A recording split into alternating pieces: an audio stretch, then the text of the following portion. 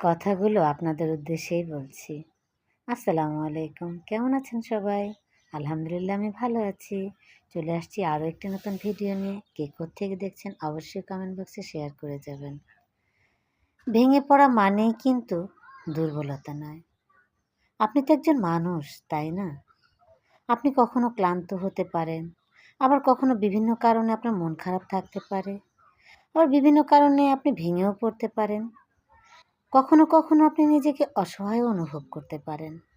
এসব তো স্বাভাবিক ব্যাপার, তাই না বলেন? মাঝে মাঝে নিজেকে একটু সময় দিন। মন খারাপ থাকলে আপনি ধৈর্য ধরে নিজেকে সামনে নিয়ে যাওয়ার অনুপ্রেরণা দিন। নিজের মনকে সাহস দিন। তাহলে দেখবেন আপনি পড়ে গিয়েও দাঁড়াতে শিখে গেছেন। সবশেষে একটা কথাই বলবো, নিজেকে ভালোবাসুন। তাহলে আপনি অনেকটা পথ এগোতে পারবেন। ভালো লাগলে অবশ্যই লাইক, কমেন্ট, শেয়ার দিয়ে পাশে থাকবেন। দেখা হবে নেক্সট কোনো ভিডিওতে। ততক্ষণ পর্যন্ত সাথেই থাকুন। আল্লাহ হাফেজ।